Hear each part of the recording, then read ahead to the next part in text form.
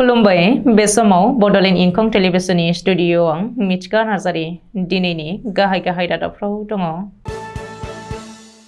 बसन्त दास आरो कमलके दे पुरकायस्थआ कंग्रेसआव थानानै बीजेपीखौ मदद होगोन।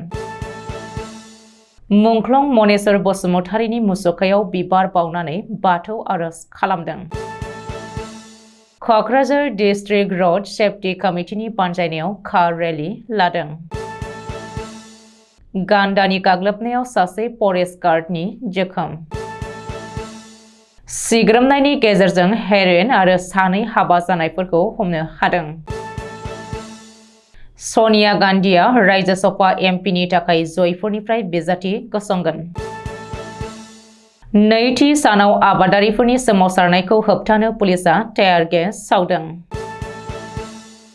एमपि गौरव गगैआ बीजेपी दोलोखौ सोंखारिदों। दानिया फैदोनि आबुं रादाबाव।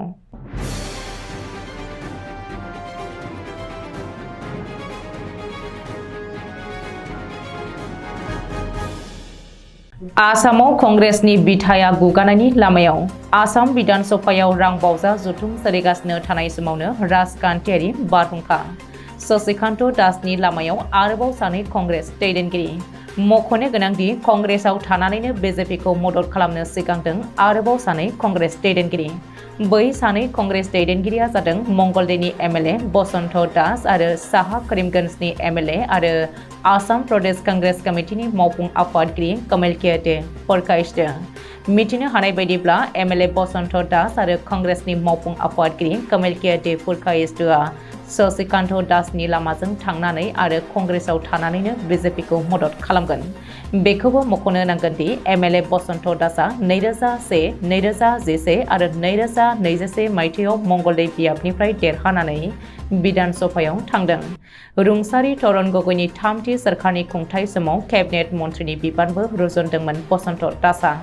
ओरैहाय कमलके दे पुरकायस्थआ 2011, 2016 आरो 2021 मायथाइयाव साहा करीमगंज बियाबनिफ्राय एमएलए महरै सायख'जादोंमोन आरो कमलके दे पुरकायस्थआ आसाम प्रदेश कंग्रेस कमिटिनि मावफुं आफादगिरि मासिखौ एंगारबाय। बेनि उनावनो कंग्रेस दैदेनगिरि कमलके दे पुरकायस्थ आरो बसन्त दासआ दिनै गिबि मन्थ्रि डक्टर हिमन्त बिश्व शर्माखौ लोगो हमदों होननानैबो मिथिनो हादों। दिनै 14 फेब्रुवारि नखरनि सुबुंफोरजों लोगोसे दिनै सिआरपिएफआ तामुलपुरनि कक्लाबारियाव मुंख्लं मनेश्वर बसुमतारीनि 5थि मुंख्लं सान फालिदों। मुंख्लं मनेश्वर बसुमतारीनि मुसुखायाव बिबार बावनानै दिनै 5थि मुंख्लं सान फालिदों। मख'नो गोनांदि दिनैनिफ्राय 5 बोसोर सिगां 2019 मायथाइनि 14 फेब्रुवारि खालि जम्मु काश्मीरनि पुलवामायाव उदखारिफोरनि गाग्लोबनायाव बर'नि फिसा मनेश्वर बसुमतारीजों लोगोसे सा 40 सिआरपिएफ जवानफोरा मुंख्लं जादोंमोन। हादरनि रैखाथि होनायनि खामानियाव जिउ बावदोंमोन मनेश्वर बसुमतारीया आरो बे जारिमिनारि दुखुनि साना दिनै 5थि बोसोराव आगान होबाय। सुलुङाव फोरमायथिनाय बायदिब्ला नलबारियाव थानाय 163 नं बेटालियन सिआरपिएफनि जवानफोरा दिनै कक्लाबारियाव थांनानै मुंख्लं मनेश्वर बसुमतारीनि मुसुखायाव बिबार माला गानहोनायजों लोगोसेनो नखरनि सुबुंफोरा आलारि बाथि फोजोंनानै बाथौ आरज गाबो आरो मनेश्वर बसुमतारीजों लोगोसे गुबुन मुंख्लंफोरखौ गोसोखाङो। कक्राझार डिस्ट्रिक्ट रोड सेफ्टी कमिटिनि बानजायनायाव दिनै कार रेली हाबाफारि लादों। मख'नो गोनांदि थांनाय 14 जानुवारि अक्ट'निफ्राय जागायनानै दानसेनि थाखाय खुंफुंजानाय लामा रैखाथि दानआ दिनै थुंगेबाय।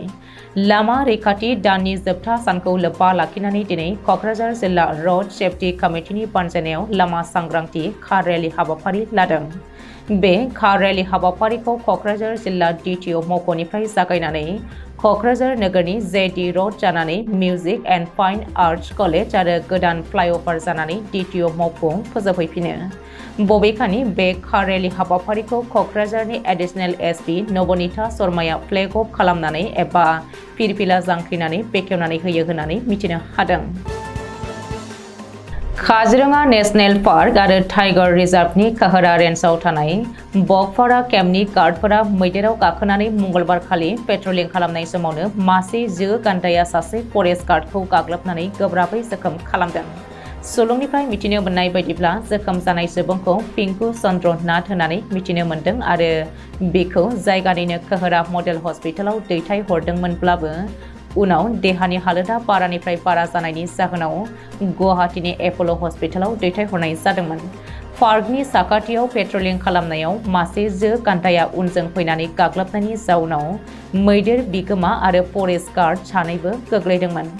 गाग्लोबनायनि उनाव मैदेरा बागदावखांनानै जायगानिफ्राय खारदोंमोन आरो फरेस्ट गार्डआ गान्दानि साखाथियाव गोग्लैनायनि जाउनाव गान्दाजों गाग्लोबजादोंमोनब्लाबो खुनुरुखुमै माखासेफ्रा बासायनो हानाय जादोंमोन। दिसपुर पुलिस थानानि सिङाव थानाय खानापारायाव एसटिएफआ सिग्रोमनायनि जाउनाव सानै हाबा जानाय ड्राग्स फालांगिरिफोर आरो गंसे 25 नाम्बार बथलनि 35.5 ग्राम हेर'इनखौ जब्द खालामनो मोननाय जादों। सुलुंनिफ्राय मिथिनो मोननाय बायदिब्ला सिग्रोमनायनि जाउनाव बिसोरनियाव नोगोद 9,200 रां, गंथाम मबाइल फन, गंसे लाइटार आरो गंसे हेडफनबो मोननो हानाय जादों। हमजानाय बिसि फिसाय सानैखौ खानापारानि भगतपुरनि रुंसारि प्रदीप नाथनि फिसाज्ला कृष्ण नाथ आरो बिनि आंगो बिसि बनी नाथ होननानै मिथिनो मोननाय जादों। कांग्रेस दलनि बारग' आफादगिरि सनिया गान्धीआ राज्यसभा एमपिनि बिजाथि महरै गसंगोन।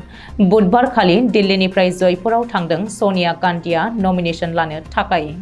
मख'नो गोनांदि जयपुरनिफ्राय बारग' गाहाय मन्त्रि डक्टर मनमोहन सिंहआबो 6 बोसोर राज्यसभानि एमपि महरै दङमोन। आथिखालाव बेनिनो लांदां जानाय राज्यसभानि मासियाव सनिया गान्धीआ बिजाथि महरै गसंनो लादों। इसिङारि सुलुङाव फोरमायथिनाय बायदिब्ला सनिया गान्धीआ राज्यसभानि एमपि जानायनि उनाव राय बारेली लकसभा मासियाव कंग्रेस दलनि थाखाय लांदां जागोन। अब्ला फिसाजो प्रियंका गान्धी वाड्राया राय बारेली समस्तिनिफ्राय कंग्रेस दलनि एमपि बिजाथि महरै गसंनो हागौ होननानैबो गोबाङानो साननानै लादों। आबादारिफोरनि दिल्ली स'ल सोमावसारनाया नैथि सान बुधबारखालि सोलिबावदोंमोन। दिल्ली पुलिसआ आबादारिफोरनि सोमावसारनायखौ होबथानो थाखाय टियार गेस सावनानै सुबुंनि होंगो दोंगोखौ सिफायनानै होनो नाजादोंमोन। अब्लाबो नाथाय आबादारिफोरनि बे सोमावसारनाया थाबथायाखै। जाहोनाव बुधबारखालि दिल्ली नोगोरनि हान्था मेलाया गाज्रि गोहोम गोग्लैबावदों। मख'नो गोनांदि नरेन्द्र मदिजों दैदेनजानाय मिरु सोरखारनि हेंथायै पान्जाब, हारियाना, राजस्थान, उत्तर प्रदेश आरो मध्य प्रदेशनि आबादारिफोरा सोमावसारनायनि थांखिजों दिल्ली स'ल हाबाफारि लानायाव मंगलबारखालि हादरनि राजथावनि दिल्लीनि लामा हान्थिनायाव जोबोद गाज्रि गोहोम गोग्लैदोंमोन। दिल्लीनि नयडा, दिल्ली गुरुग्राम थांनाय लामाया जाम जानानै गोबां मटर गारिफोरा बेसेबांबा गोबाव नांथानानै थानांदोंमोन। मख'नो गोनांदि आथिखालाव आबादारिफोरा गावबा गावनि दिहुननाय आबादनि फिथाइफोरखौ उदाङै बाजाराव फाननो मोनै आरो सोरखारनि एजेन्सिनि जोहैसो फाननो गोनां जानायलाय आबादारिफोरा जोबोद आख'-फाख'आव गोग्लैनांदों आरो बेनिखायनो मिरु सोरखारनि बानायनाय खान्थिखौ सुखुनाय मोनैनि जाहोनाव आबादारिफोरा सोमावसारनो थांखि लादोंमोन। आसाम प्रदेश कांग्रेस दलनि मावफुं आफादगिरि बिबाननिफ्राय एमएलए कमलकिया दे पुरकायस्थआ बिबान एंगारनायनि उनाव बेनि जाहोनखौ बिजेपिनि इनाय खैसार सानाय होनानै बिजेपि दोलोखौ सोंखारिदों। अदेबानि कमलकिया दे पुरकायस्थआ बिबान एंगारनायनि सोमोन्दै गाव मोजाङै मिथिजोबाखै। नाथाय गमामायैनो आथिखालाव बिजेपि दोलोआ कंग्रेस दोलोनि मावथिफोरखौ गावसोरजों सोद्रोमा महरै थिसनबाय थादोंब्ला बेयो बिजेपि दोलोखौ लोरबांसिनसो खालामगोन। लोगोसेनो बिसोरहा रायजो राजानि फारसे फोथायनाय गैलिया होननानै सानजागोनसो होननानै एमपि गौरब गगैआ खौरांगिरिनि सिगाङाव फोरमायदों। दिनैनि रादाबा एसेनोसै। गोजोन्थों।